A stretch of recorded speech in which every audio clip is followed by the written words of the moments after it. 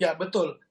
Kita terus terang aja tidak bisa membandingkan apple to apple dengan banking industry karena fintech peer to peer ini kan beda banget ya. Ini masyarakat yang unbanked Mhm. dan underserved. Artinya juga sebagian besar pinjaman ini kan clean ya, clean Hmm. tanpa jaminan. Tetapi Oke. di fintech ini banyak Banyak juga kan resikonya. UMKM yang pakai jaminan, Hmm. sehingga pasti itu jauh di bawah 0,4%. Bahkan kalau kita riset itu di 0,07%, ya, sehingga hampir di atas sedikit perbankan karena mereka pakai jaminan dan sebagainya. Dan tentunya kredit kontrolnya, risk kontrolnya juga lengkap ya karena Oke. sebagian besar usaha UMKM gitu. Oke. Jadi kalau ditanya apa komponennya ya 0,4 itu ya sudah include di dalamnya semua, baik bunga untuk lender maupun biaya layanan lainnya. Oke, yang jelas penetapan bunga batasan maksimum 0,4% itu dari asosiasi menolak disebutkan kartel, tapi bentuknya adalah untuk pelindungan konsumen, itu ya yang mau Yes, ditegaskan. Oke, baik, saya betul. ke Pak Chandra. Pak Chandra, dari dugaan 89 perusahaan peer-to-peer lending yang memberikan pinjaman dengan bunga katanya 0,8% per hari, tetapi tadi dijawab cuma 0,4%. Anda jawabannya gimana? Temuannya dari mana sih data 0,8% per hari?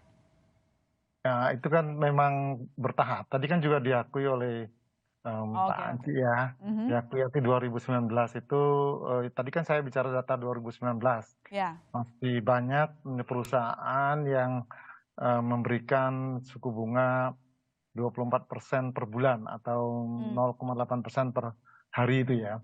Nah, ini kan nanti kalau sudah menjadi perkara akan didalami tadi pertanyaan kepada Pak Anci komponennya itu. Sehingga apakah itu akan menghasilkan, biasanya kan kalau tujuan orang berkartel itu kan mendapatkan keuntungan yang eksesif ya.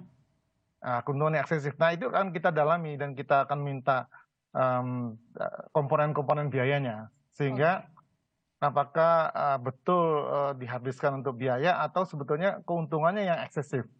Bayangkan sekarang itu tadi sudah ditayangkan semua yang outstanding itu sekitar 56 triliun ya. Ya.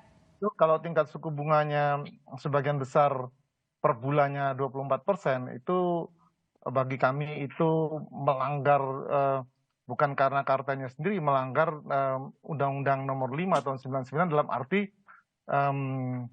Pasal 3 Undang-Undang Nomor 5 tahun 99 itu kan sebetulnya tujuannya adalah menjaga kepentingan umum ya, dan meningkatkan efisiensi ekonomi nasional sebagai satu upaya untuk meningkatkan kesejahteraan rakyat. Ini kesengsaraan rakyat barangkali yang ditimbulkan, bukan kesejahteraan rakyat kan. Dan juga kita tahu bahwa pelaku usaha, itu pasal 2 ya, Undang-Undang Nomor 5 tahun 99 itu, pelaku usaha di Indonesia itu melakukan kegiatan usahanya harus dalam kerangka demokrasi ekonomi ya, dengan memperhatikan keseimbangan antara kepentingan pelaku usaha dan kepentingan umum. Apakah itu sudah diperhatikan oleh pelaku usaha pinjol ini yang tadi saya duga bisa saja nanti keuntungannya eksesif ya. Artinya kalau di perbankan tadi disinggung perbankan itu KTA saja ya, KTA ini, kredit tanpa anggunan. Itu kan satu bulan itu berkisar 1,1 sampai 2% per bulan.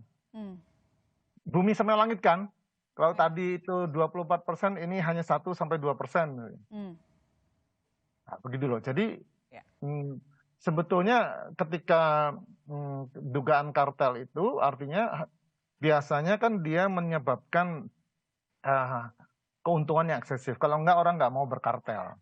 Tujuannya kartel itu adalah agar bisa mendapatkan keuntungan yang eksesif gitu, yang luar biasa ya, yang tidak normal gitu.